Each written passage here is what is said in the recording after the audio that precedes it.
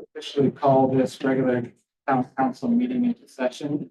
Notice is hereby given that a regular meeting of the town of Laguna Vista, Texas, Wednesday, the 14th day of August, 2024, at 6 p.m. Town Laguna Vista, City Hall, 122 Hernandez, Laguna Vista, Texas, 785. Pursuant to Texas Code, Section 551.127. One or more members of the town council may attend and participate via conference. You have today, former town council physically present.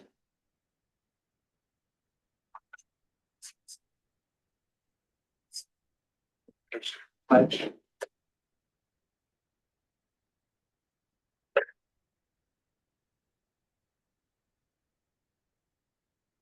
Dear Lord, we thank you for the opportunity to live in this great nation, live in the great state of Texas, and to live in this wonderful town. We ask you please be here with us and guide our decision making. Help us to be good stewards of this community, resources that we have, and the future generations that will come. So pray in your name. Amen. Pledge allegiance to the flag of the United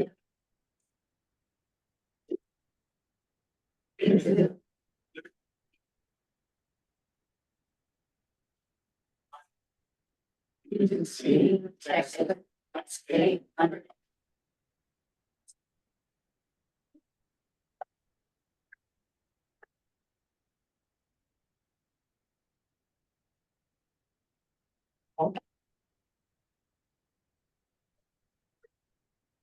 Councilmember Mack, Here. Councilmember Howard, Councilmember Tolan, Here. Councilmember Craighead, Here. Councilmember Bryant, here. Hernandez. Here.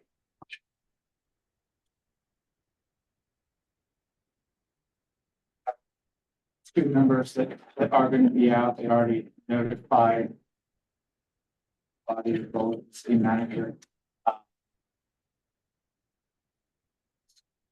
I'll second that.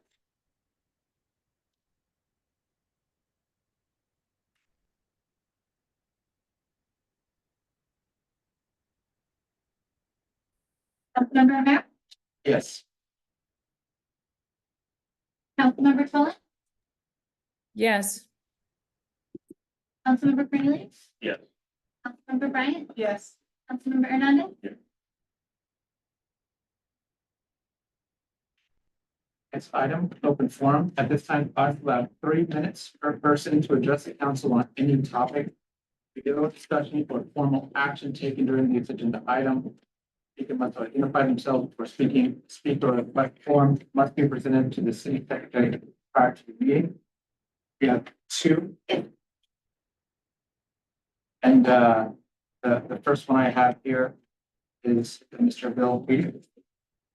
Thank you. Good evening. My name is Bill Beatty. I live at 14 Lakewood. I love this town, and I always, the few times that I come here, I try to mention the fact, good things that are going on. This is not one of those times. I want to talk about the city ordinances and website. As an anecdote, about 1.5 years ago, a friend of mine was on a camping trip. It's not huge campers, they call it, and he was coming to visit me, and he lives in a place where you can't park those in the driveway. So he asked me if it was okay to do that. And he also told me, oh, this to be a fact because he was my college roommate. He's a terrible snorer. He wanted to sleep in. So I called the police. And I asked him, I said, look, I don't want to violate any ordinances. Spoke to a very nice young man. He said, oh, I'll call you back. Call me back in about half an hour. He said, can't find anything on that, so go. And then subsequent to that, a couple of months later, some new neighbors moved in, people with a lot of vehicles, asked me to park on the street. There's an ordinance against that, you can't park there. But what about, like a little bit on the lawn? No, has to be a prepared space. There's an ordinance on that. And then I started looking. I couldn't find those ordinances that at one time I could find easily. Okay? So I've done a quick go through this. I mentioned this to maybe in a meeting about a year. When you go to ordinances on the document download part, you got about 10 choices. First one being ordinances, and there are about 11 ordinances on there. Which, okay, some of them are for fireworks, so forth. But I didn't see anything on prepared spaces. I didn't see anything on noise. I didn't see anything on animals. Didn't see anything on weeding lots, parking, zoning for businesses, storage for RV and boats. I think I had before. And also, I ran into this thing where you see a little picture of the ordinance. It says read more, you read more. And on many of these things, you get a lorem ipsum. Latin. Lorem ipsum, I had to look it up. It's followed by a lot of Latin gibberish. I actually took two years of Latin. What it means is years and years, hundreds of years ago, the printer was telling the publisher, you got nothing from me, but here's what the page is going to look like. Today, that would be the website manager. You haven't given me anything, but here's what's going to look. So you don't have a lot of these things like fireworks, lorem ipsum, fund balance, et cetera, et cetera. So I looked through all that and I thought, well, okay, this is, it's hard for me to back up a statement that I make to a friend or a new neighbor. Oh, website. Basically, what I came here to ask today is for some attention to be put to that, because a lot of people want to follow the ordinances. 3 minutes? My apologies, but I do appreciate that. I made my, thank you. You have a second one. My apologies if I'm mispronouncing it. Cooperell. To take one moment and ask, does say that this will be related to the tax rate. Yes.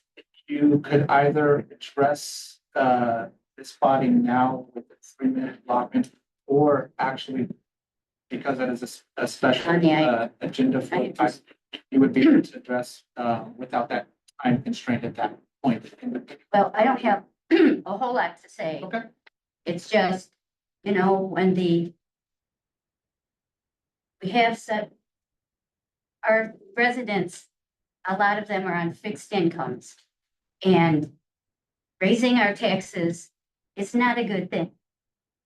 You have new construction. A lot of people's appraisals went up, so you're getting, you're getting this money. It's not, and the no new revenue just says you have to live within your budget like we do. The federal government can print money. Other governmental entities raise taxes, but what do the residents do? We don't have money for the things that we need. And I think because we have to cut our budgets, that Laguna Vista cares about its residents, and that they would feel that perhaps this would not be a good time to raise taxes. So thank you very much. Thank you. And I would just like to make one comment on that point, just because there may be some semantics in the way that the state has us fund this out, which often has led to some confusion on the topic. Certainly, yeah, Mayor Pro Tem, and I can do that now, or I can do that when we get into our discussion on the tax rate. So I typically will give a little briefing on the reason why the legislature makes us characterize it as a tax increase, even if we don't have increase tax. Would you mind doing a clip note? Certainly. One, just in case some of the people are in attendance for this point. So our proposed budget procedure for tonight is going to follow the state law that we've been following ever since the major change came along in 2019. And that is that the legislature makes us characterize whatever tax rate we adopt as a tax increase if the revenue that that rate generates is more than the revenue from the year. So a community could have the same exact tax rate 1 year to the next, which is exactly what we're proposing to do tonight. But if that same tax rate generates additional revenue, the legislature forces us to read the motions in a certain way and post the notices in a certain way and characterize it as tax rate increase. The rate is not proposed to increase, it's going to stay exact. What will increase is the revenue generated based on that rate. And I've said this many times, the legislature seems to have conflated revenue with rates. It's up to them if they don't want to do that, but that's what they did. And so, those notices and the way the motion will be read tonight are a function of us having to follow the statute that makes us say things in a certain way, even though we're not actually proposing to increase the tax rate. It's going to stay, every proposal that passes tonight will stay the exact same rate that it did as this council adopted last year. So. For the discussion, the two items, move on to new business. Following. First one is minutes. Possible action to approve the following minutes, July 9. Already.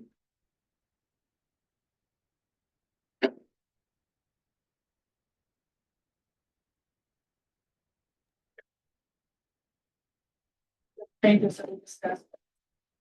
Okay.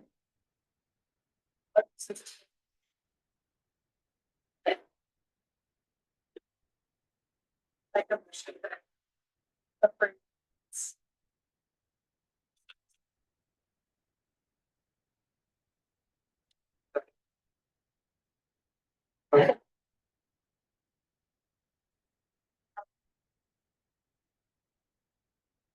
Councilmember Romero, Yes. Councilmember Tolan, Yes. Councilmember Cornelius. Yeah. Councilmember Bryant, Yes. Councilmember Hernandez. Yes.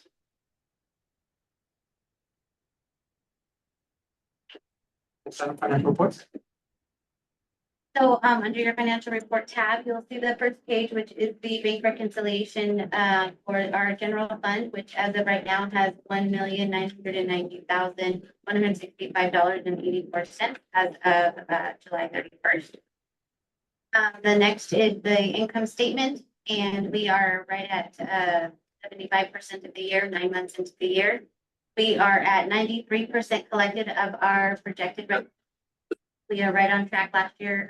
This time we were at the same 93% collected, so we're right on track for with last year and on track to obviously collect what we anticipated. Right now at expenses, we're at 75% of the year, and for expenses, we're at about 76% of what we budgeted. So we're on track with the expenditures that were budgeted and approved. This time last year, we were at about 78%. So we're a little lower than last year. So if you have any questions on that, I would be happy to answer. Or Crystal.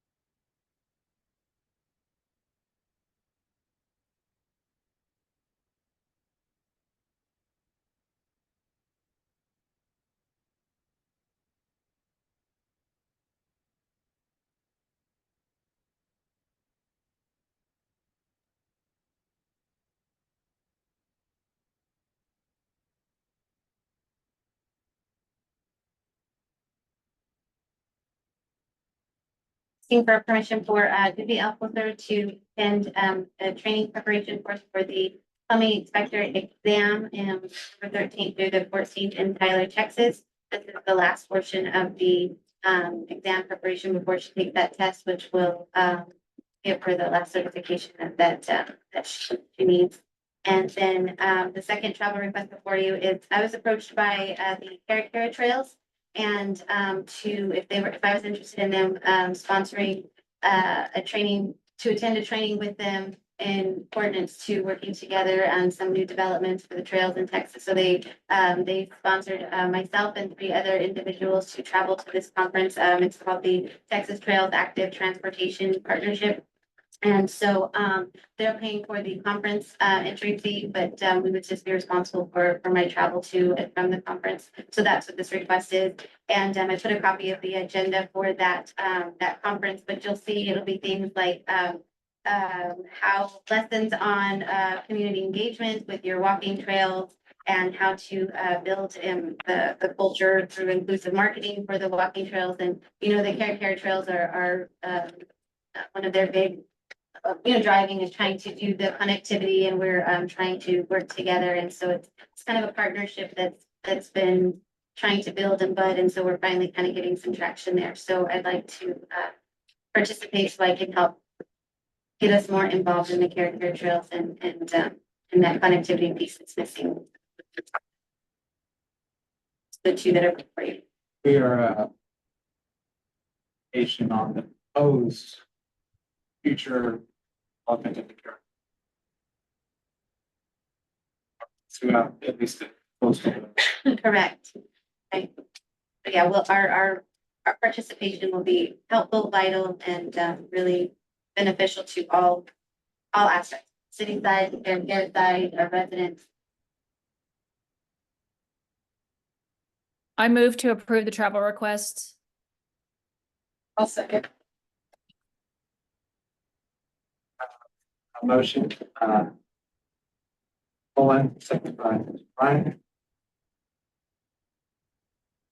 Councilmember Romero, Yes. Councilmember Tully, Yes. Councilmember Cornelius, Yes. Councilmember Bryant, Yes. Councilmember Hernandez. Yes. Next item, ordinance number 2024-04.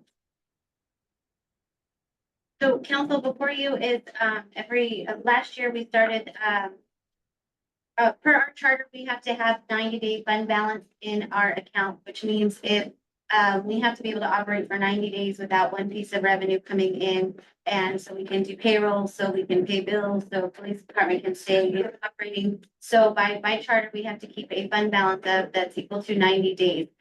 We've always kept that, we've always done that, but what we started doing last year was designating it. So in our audit, it shows the designation of the expenses that equal to 90 days worth of, or the designation of reserved funds that's specifically for that. So it's always been in there, but we're just trying to run cleaner, more detailed books, if you will. So you'll see that designation in every audit. So last year, you'll see last year's designation for the prior year. This designation for you is for the 23-24 current year. So we're asking for the first reading to approve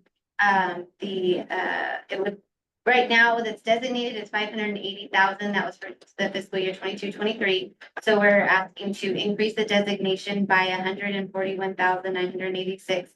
So it will be a total fund balance designation of $721,986.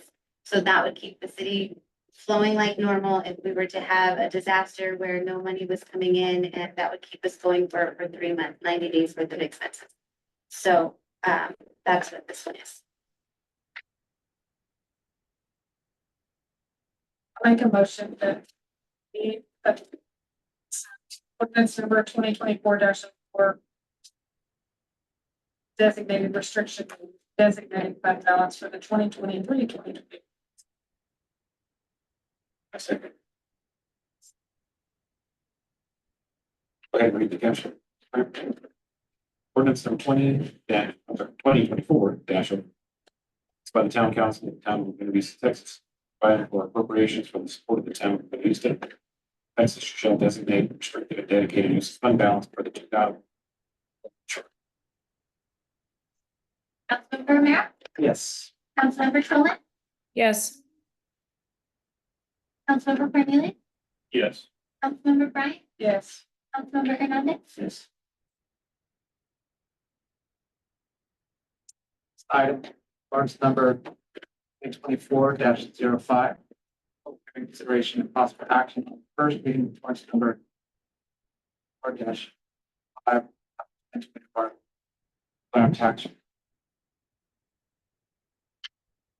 Just been completion of the hearing. Yeah, the first step, that would be to open up the public hearing. And council to receive input from. The same way that we would with the public comments, except this one.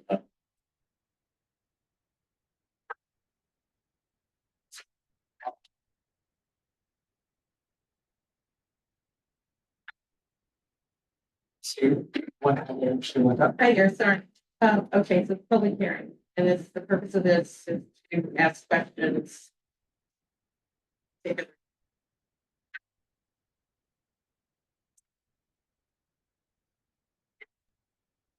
Okay, Excuse me, thank- may I ask that, the citizens that are speaking maybe come to the center because I can't hear and I do want to hear what everyone has to say, please. Here, if you sit even at the foot of the podium. If you could please come forward and then state your name. Natalie Ruiz, I live at 15 Bethpage Drive, right here in Laguna Vista. And notice a public hearing on tax increase.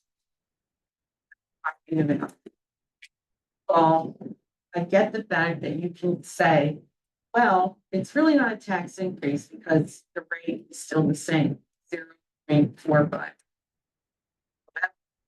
You factor in to basis of having to publish this notice because you are increasing tax. That is the rule. And let me give you just a really quick example. Last year, at that 0.5045 house was 100,000. Okay, so I would pay that. I would owe you the Laguna Vista tax based on the value of 100,000. Well, everybody knows what's been happening in Cameron County and all surrounding cities in this county about the exaggerated appraisals on your homes. All right. Yeah. I had to go to an appeal on it at a reduction of $50,000 my appraised value, which then that's not a tax I'm going to pay. So keep that in mind. And let me say this further. So now this year, instead of $100,000 value, it's $120,000. So even if you say you're keeping your rate steady, I still owe you money because you are bringing in that assessed homestead value. Then you're going to tell me, oh, but we're keeping the rate the same. That's not the point. It's not the point. The point is because you're using the basis in fact for this public hearing, which you have to do by law, because you are increasing tax. I'm going to owe you more money because the value of my house went up. Does that sound logical to everybody here? Tax, no new revenue. It would lower our tax. That's a good point, as the lady states. So my question to you first off, is there were other tax rates available to you to consider? One, the no new revenue tax rate, which is at 0.417. That's considerably lower than the proposed tax rate that the 7 of you have already voted for. I just wonder, was there any consideration given to lowering the tax rate so that that spread of my house from 100,000 to 120 is going to have a little bit of a mitigating factor? A soft landing, if you will. Was that considered? Will that be considered? The other one is the voter approval tax rate at 0.4312. Again, lower than the no new revenue, but more importantly, lower than the proposed tax rate that you all have voted for. Was any consideration at the time it took this vote applied to those two alternatives to mitigate reduce the tax rate to offset the value of the home?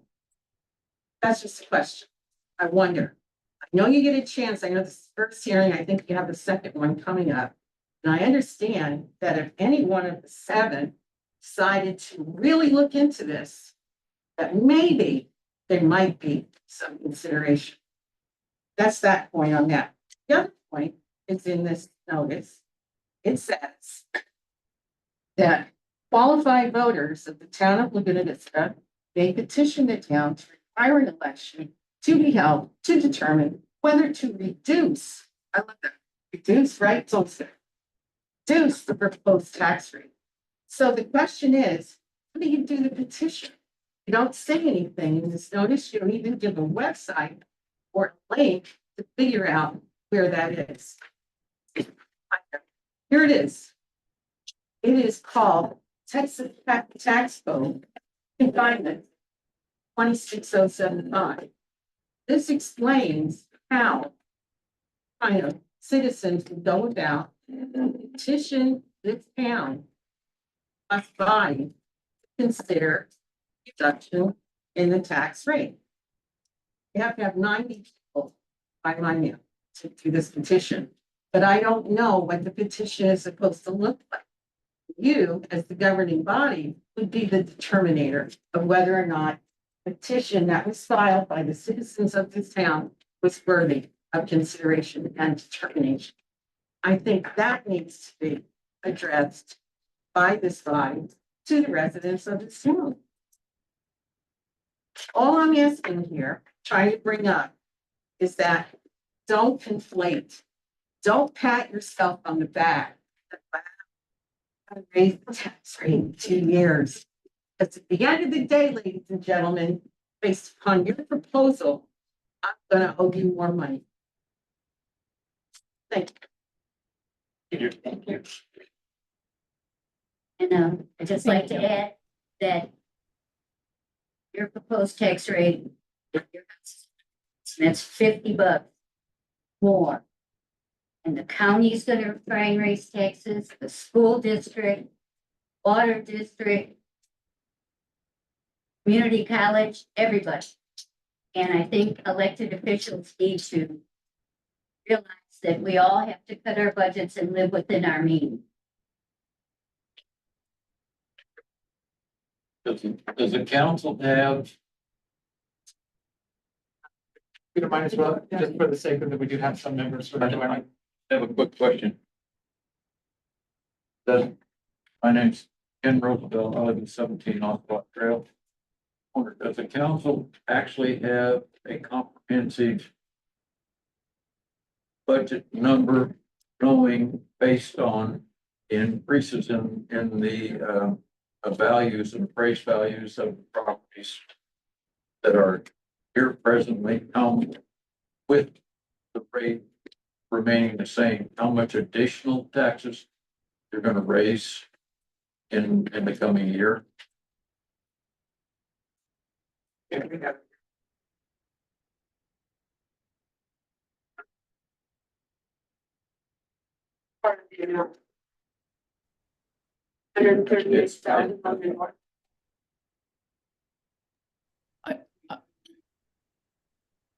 Could someone on the council please repeat that question so I could hear it, please? I'm sorry.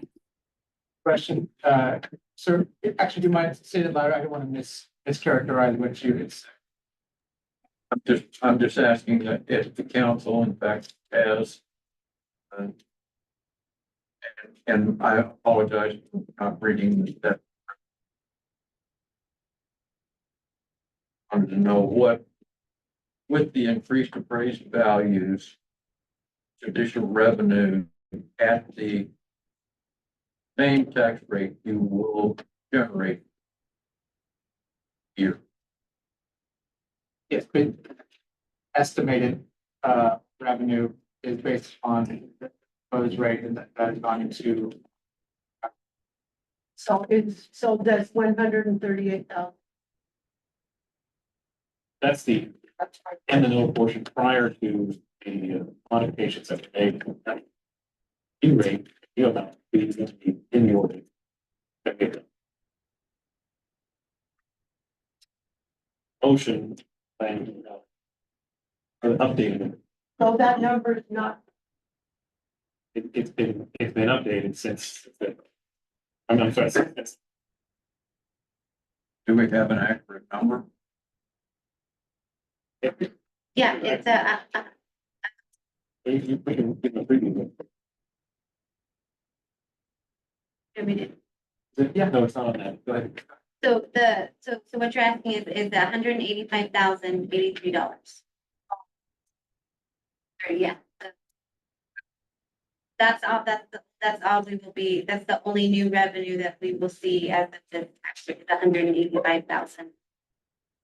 And Randy, you should also share the additional tax on the average $100,000. Yeah, it's only 45, it's only $45. Is that what you're talking about? Yeah. Yes, so it's, so, the Senate will be raised for taxes and maintenance and operation on $100,000 home by approximately $45. For your $100,000 home, this is going to raise it about $45. All that is then, it's just an estimate based on $100,000 value properties. So for every 100,000, it'll be $45. Does that, does anybody really believe that that has any logic? I mean, come over here to the community. My home is at 500,000. And as are practically all of the other properties in the SBI subdivision over there. Maybe $100,000 houses have to be here, back here in the older section of the community. So that number is not even It's practical. per 100,000. Yeah. So if it would be, so for your house, it's per 100,000. So have you equated that to the entire community? What? Do you? So yes, if your home is 500,000, it would be 5 times 45 would be your approximate like phase, it would be your personal, I have not done personally everybody. Question is, what? If you take the value of all the properties in this community, take them times your tax rate. How much more money are you generating this year based on the new? That was. the figure. That is, Sir, that's the number, the $45, the $45. you're talking about 185. Because what everyone, if I may, please recall that although all of our property taxes are a higher number, certainly than that, a lot of it goes to the school district and other entities as well. But if we're talking about Laguna Vista, it's as our city manager described it. If I'm having a trouble hearing everything everyone's saying, but I think I understood that. Any other? Like to make this point in time?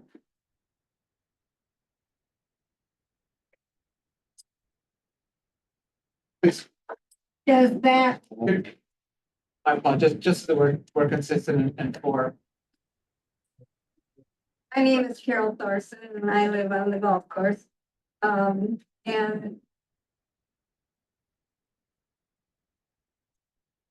no. Yeah, that's what we do. yeah.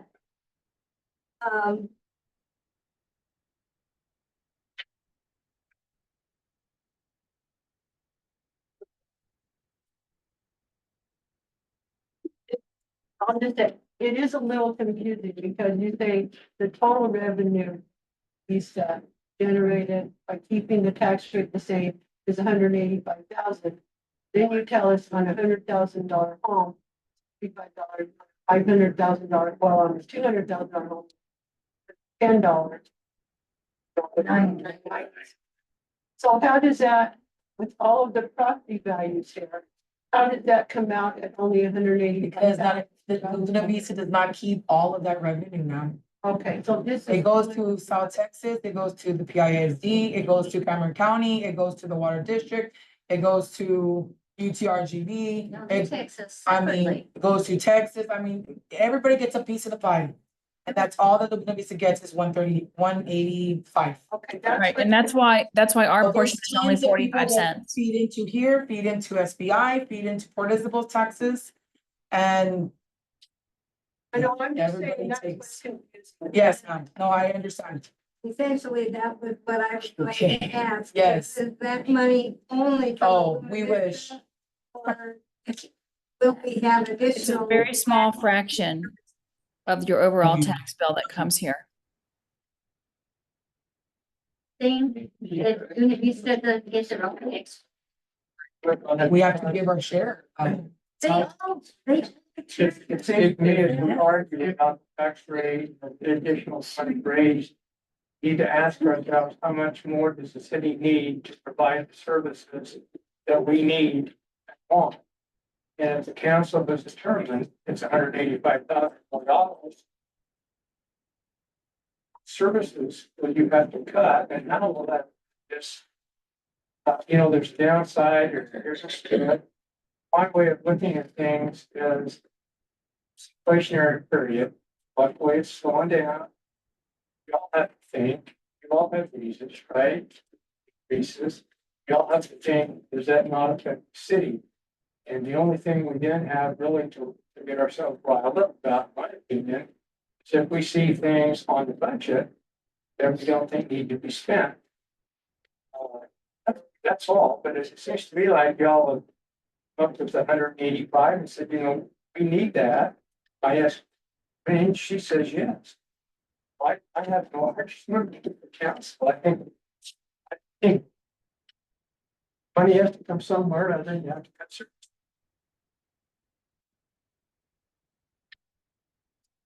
Thank you. Very good. And thank you, everybody, for your comments. Appreciate them. They're definitely. Additional comments, we'll let it close the public comment period. Step to, the ordinance line, language for the center, what?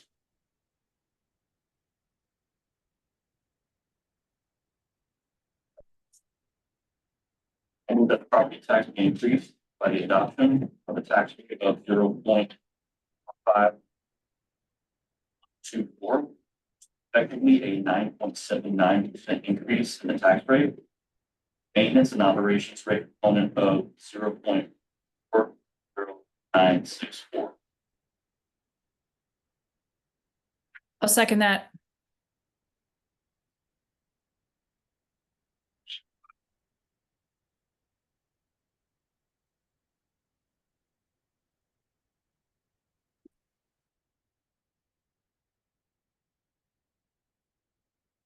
Member Romero, Yes. Councilmember Howard, Yes. Councilmember Phillips, Yes. Councilmember Cornelius, Yes.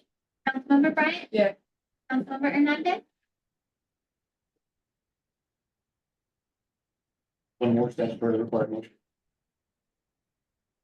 Move that we adopt as a component of the tax rate an interest sinking fund rate of 0.0.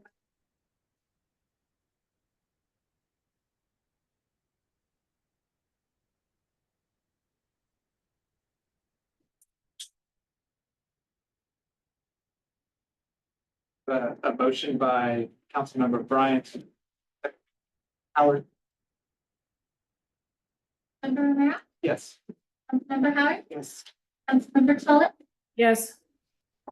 Councilmember Cornelius, Yes. Councilmember Bryant, Yes. Councilmember Hernandez, Yes. So those two motions together will represent the passage of the ordinance of the tax rate. Now I'll read that caption. Ordinance number 2024-05. An ordinance by the town council of the town of Laguna Vista, County of Texas, levying an ad valorem tax for use and support. Town of Laguna Vista. Texas 2024, providing for a portion of each levy for specific purposes. Providing when taxes shall be not due and when the same shall be delinquent.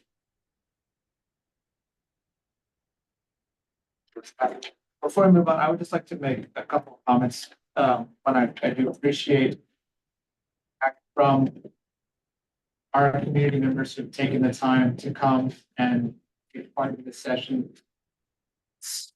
We do truly appreciate.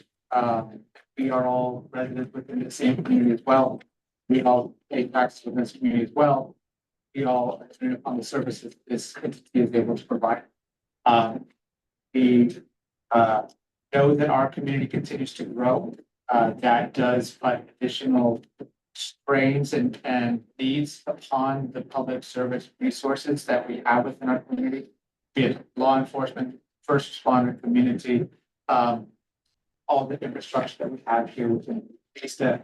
And as was alluded to, the same inflationary pressures that we all have felt recently have been also felt by public entities such as the town of Laguna Vista, and are major considerations when it comes to looking at how we will maintain a balanced budget, not operate in the deficit, which is not within the realm of possibility for this entity as we look towards trying to continue to provide services to this community. That being said, no further comment or discussion on this item. On to the next section. Number 4-06 from consideration. 2024-2025 year budget. Just like the tax rate statute requires to have a public hearing, budget adoption. The public hearing section in this section of our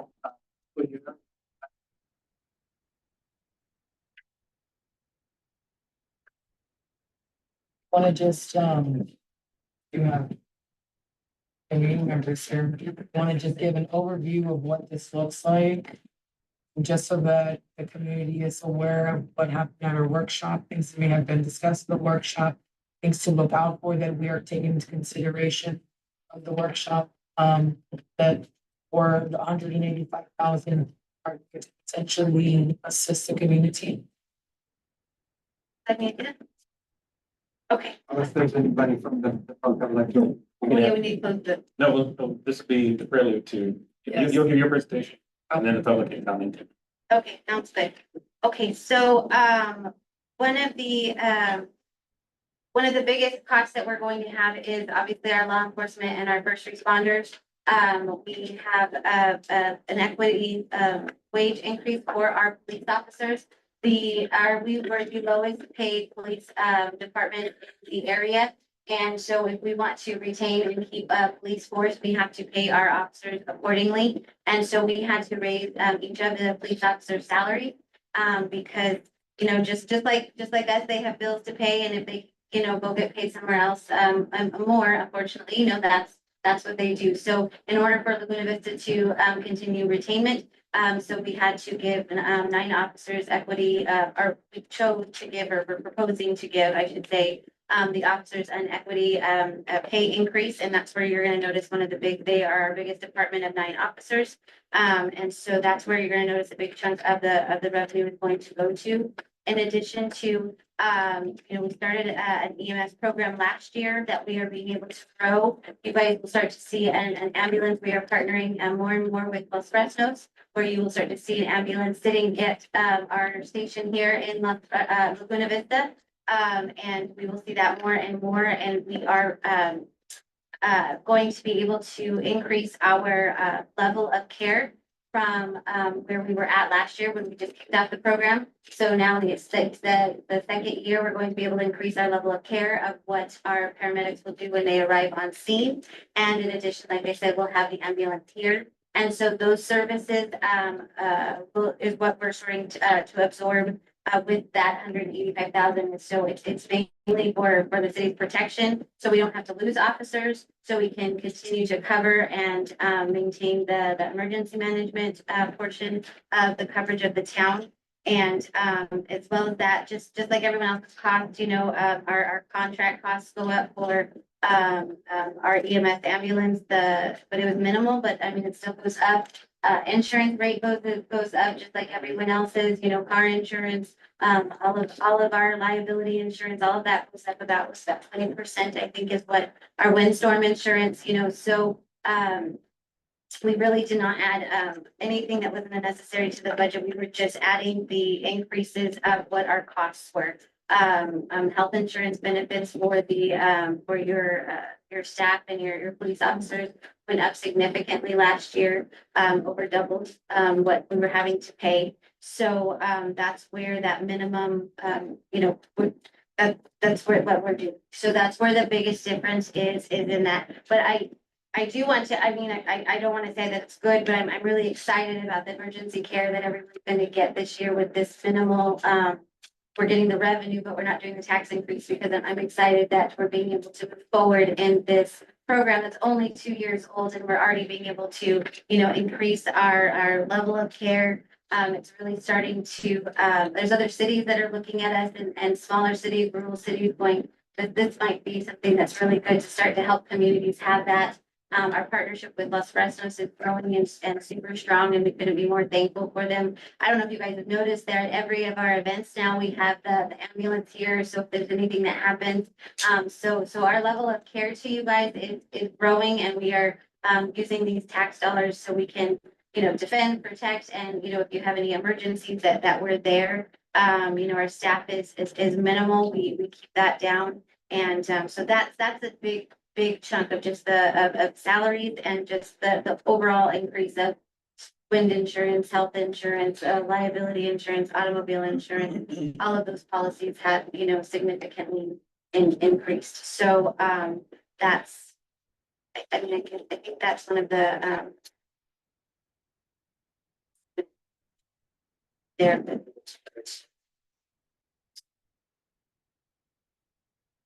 So, but for that.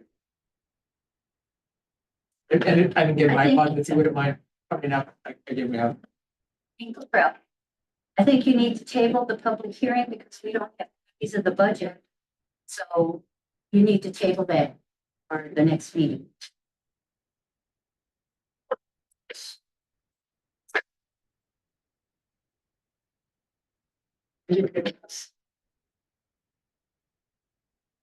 Are there other comments? Is that available online or someplace? Budget. Plus, after we do the first meeting, it's all in draft form until we do the. But I post the notice and by what we actually write that in that one we do.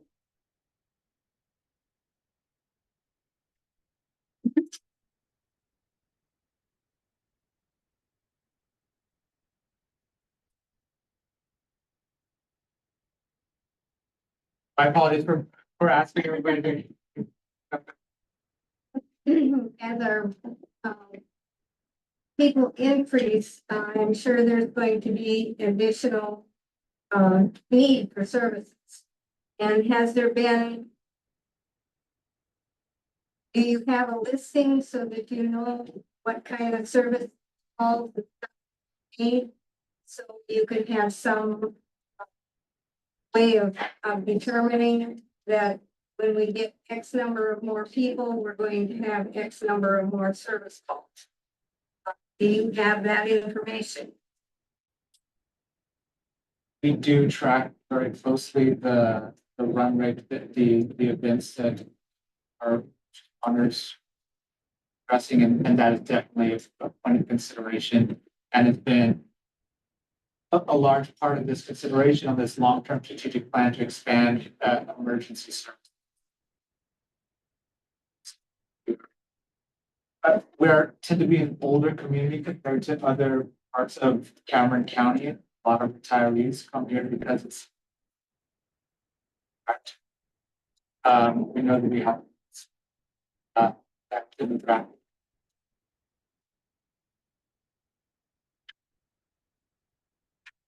Just so that I have an understanding of this.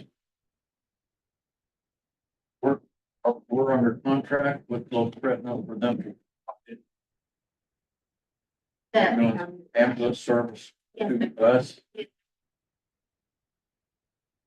Having been a living, and I own a home in Los Fresno, just moved into this community. Their ambulance service has been given to them, not given to them, but gained by grants. So the funding for those is paid. Grant. Contract to pay them service that they have that they've received on a grant. Would we be better off to find the same grant that they had, have our own ambulance service? Instead of contracting to them for that service? You investigated that possibility? Did you know that Los Fresnos has done a tremendous job of identifying resources, that they also have a larger revenue source as the city of Los Fresnos to be able to stood up their first responder capabilities there. And we do look to them somewhat as a model of, as Laguna Vista continues to grow, hopefully we can emulate some of the things they've been able to achieve. We're not that position yet. We don't have funding sources and opportunities at our disposal yet, or to be able to accomplish what they have. But they do have a tremendous model they've been able to. Right, and the contract for them is $80,000 a year. Whereas to run one ambulance is with 24/7 with full staffing is well over $1 million, and that's just staff and running it, and doesn't count the equipment and having to have a whole other department and dispatch. And then the billing, you know, to when we go do the ambulance, then Laguna Vista would have to add another department of admin to collect on that. So it's really, I mean, they have phenomenal services. And so for $80,000 versus $1 million, we would be having a much different conversation about a tax increase at that point. So this is what we can try to do to maximize the EMS services for you guys. Having lived there for 20 years, when we first built our home there in Los Fresnos in 2005, excuse me. I talked to Mark Millen, who was their city manager there, and he shared with me at the time that we moved into that community that the community was practically broke, nearly bankrupt. We had 700,000.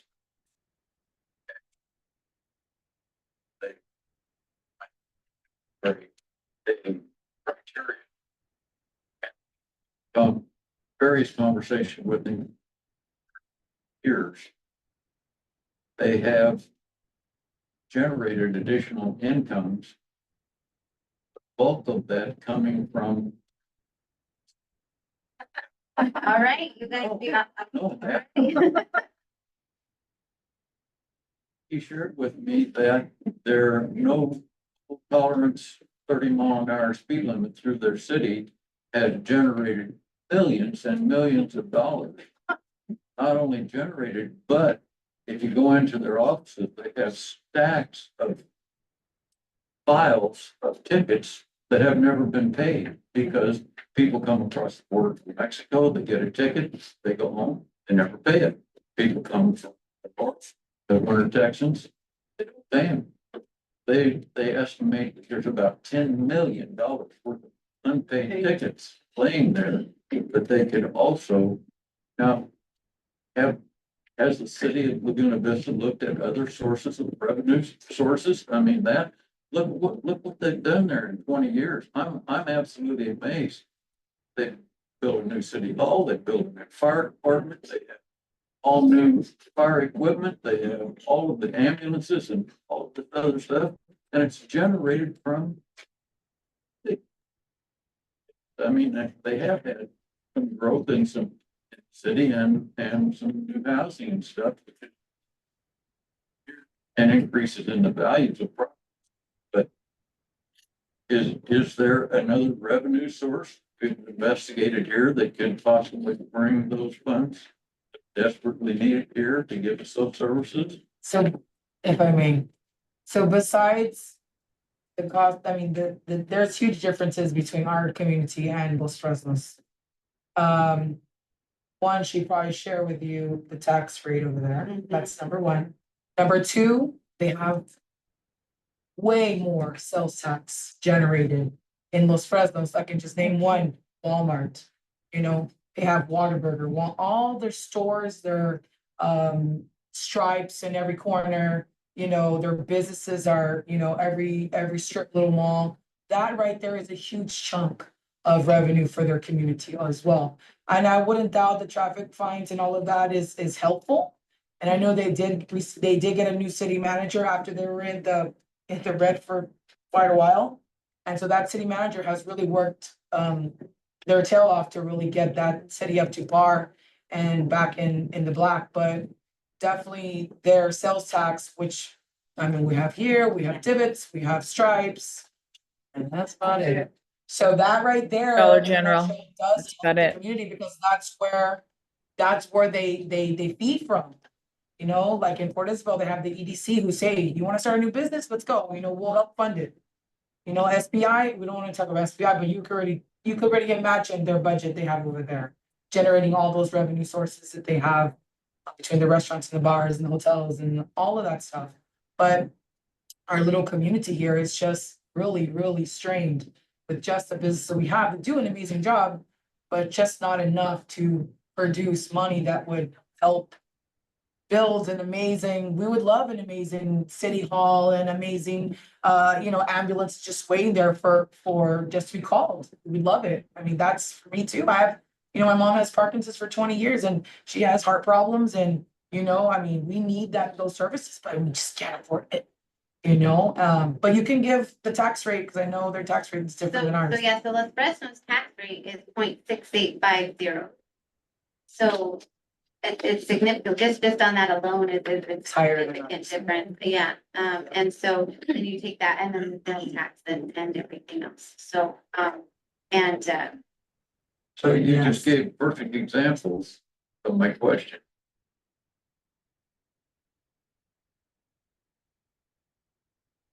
Those are new. They've only been there several years. It's helpful. And That's what I'm so saying. that's new sales tax. What question to you then is, what's the plan here? Are we gonna increase sales tax revenues or no? That is. It's helpful. One of the main considerations. Gonna do, are we gonna go out there on Highway 100 and look for businesses to put out there that we can include in? What's the game plan? We have a 5-year plan of those subsidies. The comprehensive plan. The answer is yes. We do have a comprehensive plan. We want this town to grow, to attract businesses, to attract more residents, and it will be an iterative process.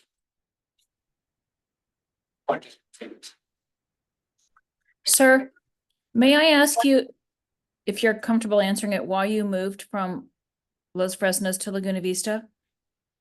Oh, absolutely, yes.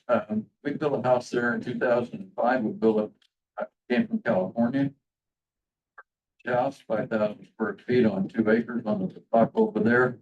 I'm 62 years old. I'm 82 years old now. And wife and I don't have the capacity to continue to maintain that.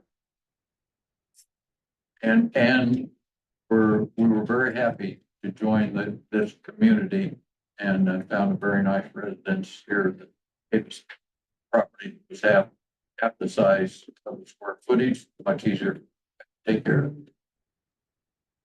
Okay, so I think, great. Unfortunately, we just make one more statement. Unfortunately, we've discovered now, and we thought we'd be able to sell that property in Los Fresnos.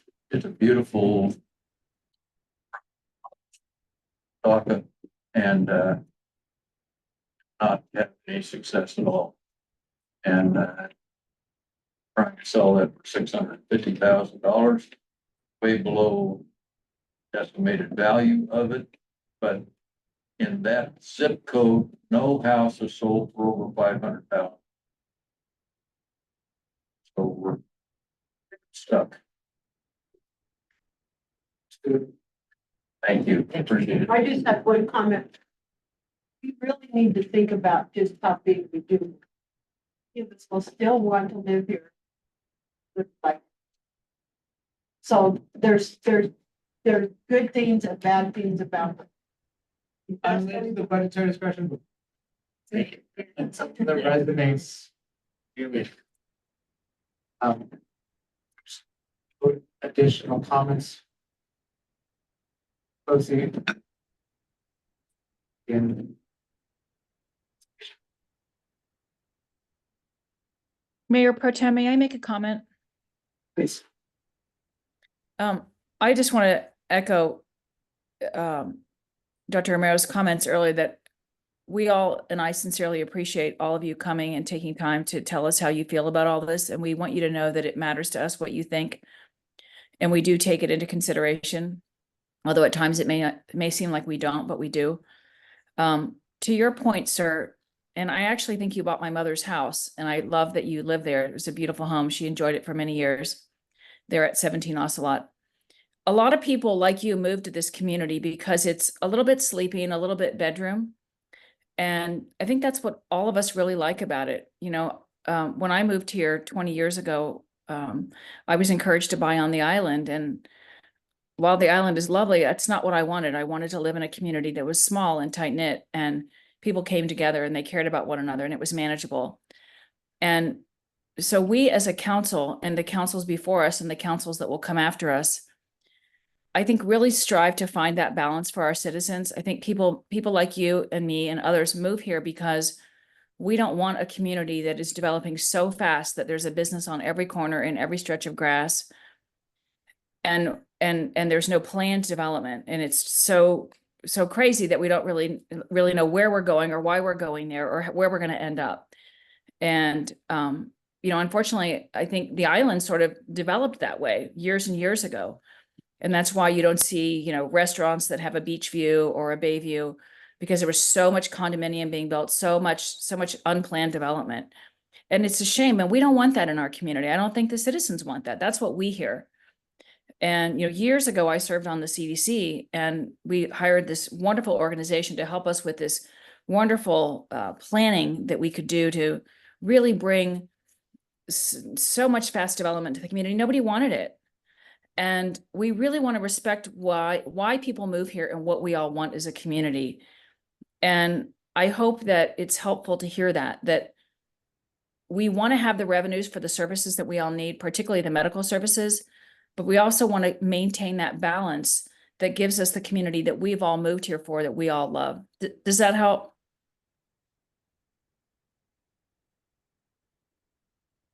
I'd like to comment on Councilmember Tolan's vision of what we have. I'm born and raised here. Cornelius is born and raised here. So those of you who have moved into the community, we have the same thought. You know, we don't want this community to change. Went to school, came back, I built my home in Banker. My kids are growing up here. So it's like the same idea, but just different paths getting here. We love this town. It's where we grew up, you know? You know, times are changing and all that, but it's still, you know, was like the happening. If you lived in Laguna Vista when you're growing up, man, you were cool. You know? So, you know, we acknowledge that understanding. And just like she said, there's a reason why it's paced. You know, you don't see us, you know, two stripes facing each other, you know, or a big old Walmart, you know, facing the Eco Tourism Center. Because all of that right there is commercial. Because it's like, why would we want that there? You know, like, I understand to help, but the outlook on it, you know, the vision for the community and why we, or what we want the community to look like and feel like, you know, that tight, quaint, you know, gem of the bay, or what, you know, that's kind of my idea on that. I just want to add my thoughts about that. It's fantastic. We love it here. Really enjoying our retirement life here, community in our community. Mm. But I think you're walking a fine line between you have to do and the growth you have to have to just provide the services that you're providing right now. Because those services are going to cost you more and more and more, and you can't throw that back onto your tax. continue to just use that. I mean, every time I get in my car and I drive to Walmart or Hicksville, guess who's getting the benefit of the sales tax? Every time I drive to the island, dinner. Laguna Vista gets nothing. My tax dollars are going out of the community, sales tax dollars, because the services are not here. You can take advantage of that. You need to try to adjust so that you come to a level and a balance. Understanding that you have, city has to grow, supports.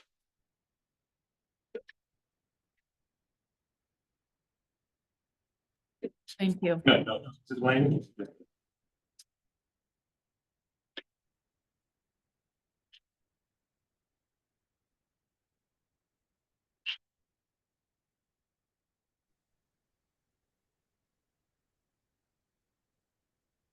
Make a motion.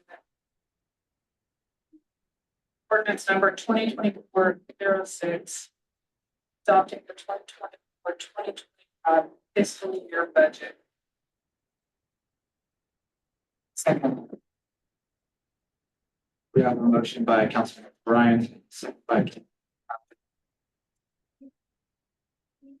And read first. Ordinance number 2024-06, an ordinance by the town council of the town of Laguna Vista, Texas, providing for appropriations. Texas for fiscal year beginning of 2024 and ending September 30th, 2025. Adopting the annual budget of the town of Laguna Vista. Councilmember Romero, yes. Councilmember Howard, Yes. Councilmember Solid, Yes. Councilmember Cornelius, Yes. Councilmember Bryant, Yes. Councilmember Hernandez, Yes. Next item, ordinance number 4-07, consider possible action on first reading ordinance number 2020. The fund balance for 2024-2025 fiscal year. Madam President, can we table this until the next meeting? I've noticed a mathematical error that I'd like to. So if I could just present this at the next meeting. We just table it. No, that's, yeah, it's not right. I'm gonna table that. Great, thank you. On to the next item. 2023-2024 audit firm designation discussion. Audit firm for the town.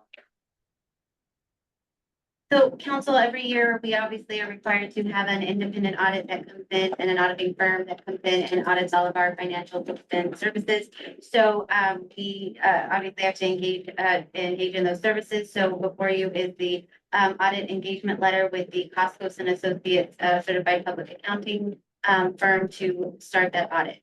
So by charter, we have to have the audit presented to you guys within 90 days of the close of the fiscal year. So we designate the firm now, so that way as soon as we get to September 30th, we can close our books and the audit can start by November, so we can have it done and in time to present to you guys for the charter requirements. I move to designate Costco and Associates as our independent audit firm for the town charter. I would like to second. Howard, Councilmember Romero, yes. Councilmember Howard, Yes. Councilmember Solid, Yes. Councilmember Cornelius, Yes. Councilmember Bryant, Yes. Councilmember Hernandez, Yes. Executive session, I don't believe we have any items.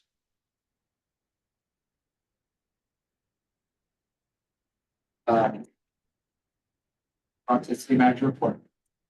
Okay, so the first thing I'll start with is where we're at on our pending grants. We did submit the request for proposal packet on August 2nd for the 2025-2026 Community Development Block Grant. This is a grant done from by the GLO, and the proposal deadlines were today at 2 o'clock. So between now and next meeting, We will review, we only got one proposal in, so it'll be a sole source designation, and so we will follow the steps that we're required to by CDBG to continue procuring this grant opportunity. So for those of you who don't know, this grant opportunity is one that helps us with our street maintenance, street repairs, drainage, different projects throughout. So that's what this project will hopefully be doing. If we can apply, well, we're applying for it, and then if we receive the funds, that's what it will go to, is a street improvement, drainage improvement, based on the study that's done, once we get the engineering and the administrative procured. So that's, so we're moving forward with that one. So you'll see the administrative selection on the September 10th agenda. There's no new update on the ARPA grants at this time. The roll-up park improvement, with all grants, it's always a hurry up and wait, but we're still hoping to break ground in late fall for this one. I'm meeting with Patty tomorrow to see kind of where we're at on the status. We've done everything on our end, so we're just sort of waiting the contract to actually fund, and it's actually to being able to start picking, contractors and equipments and things like that. So we're just we're in a holding pattern, but we'll meet tomorrow, and I'll have a better update for the next meeting. We have another grant, the GLO drainage grant that we got last year. And we are finished the 30% engineering of the engineering phase that they have to do. They submit that to the grant administrator, that gets submitted to GLO. And so we're just sort of getting through all again, the red paperwork and flags for, that kind of funding. And we have to now, the mayor at last week's meeting signed different letters that we have to send to different engineering places around for the engineering study. That gets posted for 30 days. Once that gets back, we can kind of move on to the next phase. So GrantWorks is helping us move right along on that project. So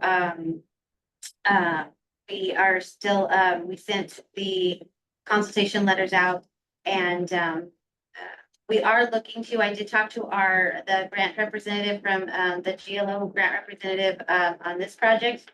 And I asked her what the chances of us were to being able to put the second half of this project as our grant application for the CDBG 25-26 grant. So we could do the project in full. So she liked the idea. She said she was going to talk to, who she could, to see if there was anything that would allow us to do that. So that we would be able to do the whole thing instead of just phase 1 and phase 2. So we're still pursuing that opportunity, but I don't have anything yet, but we're still working on it.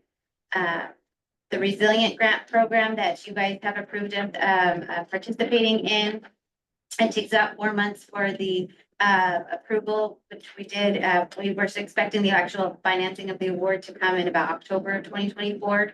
And then we can start moving forward with this is the grant that will help us do integration with hazard mitigation, identifying local hazards and risks and how to mitigate those risks. It'll include a population study, a housing study, a land use study, zoning ordinance, infrastructure study, and improving on our capital improvement plan. So this is the really anticipated grant program that we've gotten the opportunity to be in. It's up to $300,000 free. There's no match. It'll be completely funded by the CDBG Resilient Grant Program. So that one should start in the fall. October 2024 is the guesstimate. So we still have the 2 active police grants that are helping supplement the police programs that funding for border security. And we have 3 more grants still pending for approval at for the police. And we are the library. The library board petitioned for a grant to have I thought a really neat program, and it's going to be a lights out program. This is going to be for the help and the education of the those birds. And so this program is really neat. They will get funding to have the educational materials and a movie to present that's on this, and encouraging and showing kind of the light pollution and how it affects birding. And we're such a bird, popular for all the birds to come through. And so it'll be a very good program. The lights out will be October 12th. So what they're gonna do is we're going to encourage all residents on October 12th to try to basically go lights out. We're gonna try to make as no much light pollution as there is. We're gonna have the little, what are the things called that we're gonna test the light pollution? With the light. Yes, so we get the grant included light meters that people can rent out and check out and see how much they have light pollution in their yard. And then, we'll do some tests here before and then during the lights out program, just to kind of help educate us all on birds and what we can do to help, even just with the lighting and around. So, I thought that was a really great, grant that we got. And, so thank you for the library, board and the Friends of the Library for helping secure that. And we are, last, 2 months ago, we had the Peaks Bay Apartments, come up in public comment, and I just wanted to give a status update that they are, communicating, their attorney is communicating with our attorney and are coming up with some proposals on where to potentially move the trash bin on a different side of the, property, so that we, we're not just turning right there on the street and trash being, the first thing we see. So we're still working on that. They have an active court date, until we get everything situated. So that is still, going and, being dealt with. The crosswalk request, I know we talked a few months ago about the request for a crosswalk because we had some, quite a few problems with kids, crossing. They would hop the fence right here and cross right in the middle of the street to go over to Boomers and, get water or whatnot. And we've had some really close calls. So I contacted, TxDOT about an additional crosswalk. And, they said that they understood the concern, but it would end up potentially, they don't think it would ever pass a study because it would cause more problems between having to have traffic slow down here, speed up and then slow down again. And so they said that we would probably end up causing more problems than good because of the coming around the corner, having to slow down, then having to speed up, vice versa. So they said that it would not be recommended. They recommended exactly what we had already done, additional signage on the fences. So we added signs on both sides of the fence to remind people to go to the crosswalk.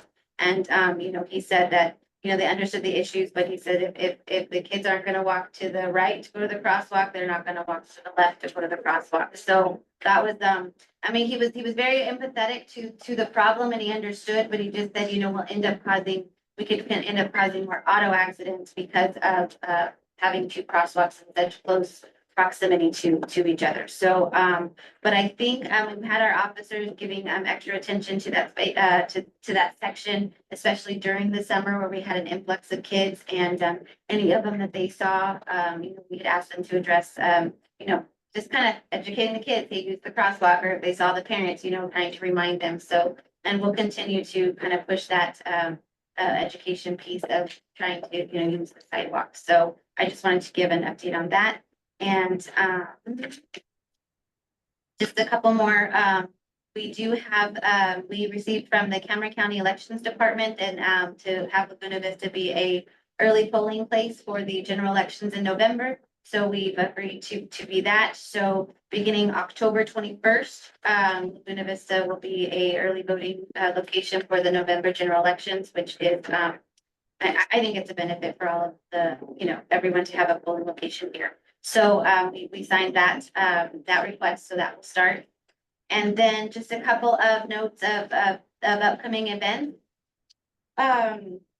Oh wait, let me back up one. We did, I did have our code enforcement, last month do a canvas white sweep of all of the addresses on people's homes. It's really important for emergency management that you can see the numbers on your home. It's an ordinance that you're required to have it, but more importantly, we want an ambulance to be able to find you. So, once a year, we're going to start doing this, canvas just to make sure if it's, some were blocked by a tree, some were just dirty and you couldn't see. So, she made contact and just kind of educate, make sure that we can find everybody. So, there was only about, I think she said, 23 people that she had to make contact with. I think that's a really good number considering. So, we're doing really good with that. But just to kind of continue on that, trying to be proactive for the safety of our residents and instead of being, an ambulance not being able to know where somebody's at. So our upcoming event, September 13th is where we have Officer LeBlanc's remembrance ceremony at the Veterans Park. That'll be at 9 a.m. October 25th is our Fall Festival. That'll be at 6 p.m. at Roloff Park. November 11th, we'll have the Veterans Day presentation, and that'll be at 9 o'clock at the Veterans Park. And then December 13th, we have the Christmas festival. That'll be at Roloff Park. So, and we are planned on both, the City Hall is closed for Labor Day, which is September 2nd. And And what's the Christmas holiday one? the December 13th. And just, I think unless you guys have any other, most of our, I think everything else is covered in the budget, so you know what I've been. Budget, so. I would just like to. I was gonna add, I just wanted to say thank you to the city, to the ladies that work on these budgets, because it's not easy. Being able to propose something to us as city council members, you see the need firsthand. And I think this was, and I was telling one of my fellow council members the other day when we had the workshop, this was the easiest budget I have ever had to deal with. In the past, it's been pretty tough, let me tell you, where it just doesn't match up or the needs are not met and all of that stuff. And I think that, you know, after, you know, just talking, you know, at his son's birthday party, I said, hey, you know, yeah, what did you think about the budget workshop? He said, so it's pretty good. I was like, yeah, that's the best one we've had. I mean, there's no headaches, you know, there was no headaches because it was very well proposed, drawn out, very thoughtful with connecting with Los Fresnos. I thought that is an amazing idea.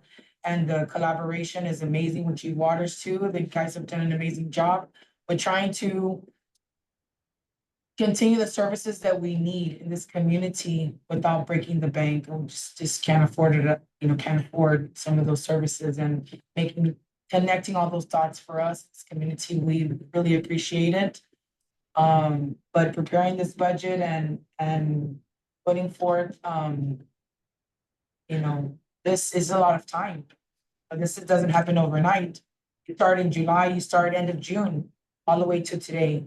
So thank you so much for that, and making our job easier and making, you know, our community better. Thank you.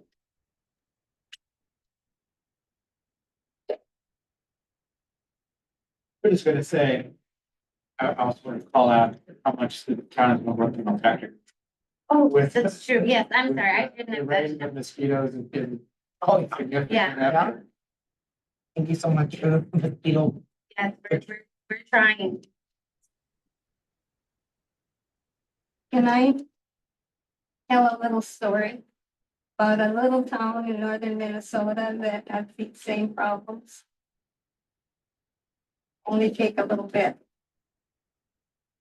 Is there an open comments section? But it's comfortable with it. I'm okay with doing that. Moved here from Walker, Minnesota, which is a small town in northern Minnesota that have been a resort town forever. Well, gradually, as the resorts got older, they decided to sell and they started building homes.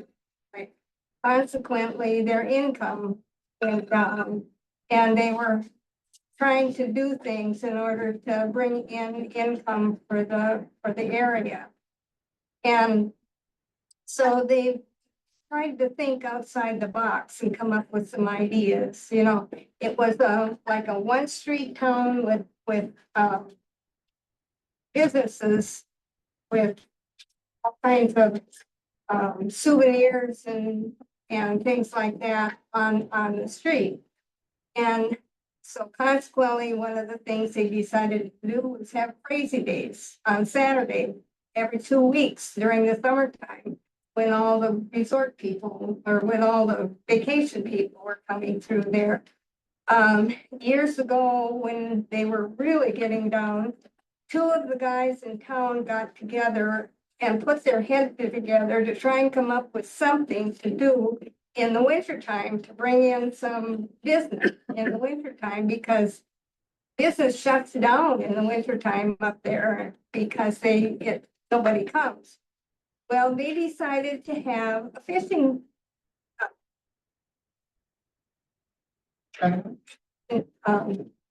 contest, fishing contest. In the lake is a rough fish called an eel pout.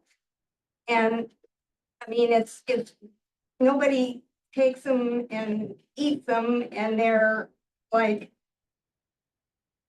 they have skin and not scales, and when you catch them, they wrap themselves around your arm, and nobody likes them, but they decided to use this, and they had decided to have an eel pout contest. And the first year, to get this started, the first year they decided they were gonna give away a car. The car was a junker that didn't even have any wheels on it. And I don't remember what else they called it, but one of the prizes was a broken toilet stool. I mean, it was stupid things like that, because it was started as a joke, essentially.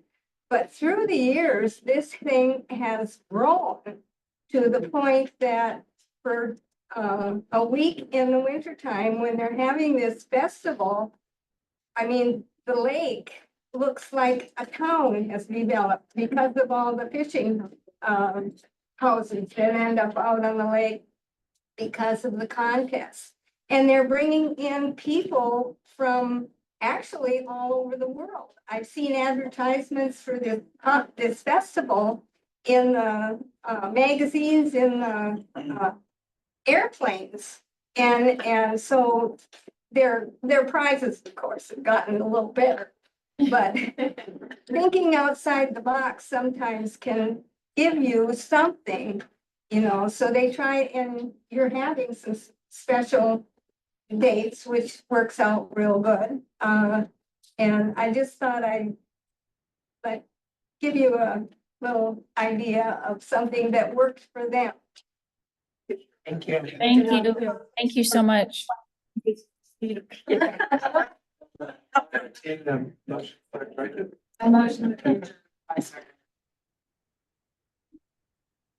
I, Councilman Brian. Member Rivera, Yes. Councilmember Howard. Yeah. Member Foley, Yes. Councilmember Cornelius. Yeah. Councilmember, Yes. Councilmember Hernandez.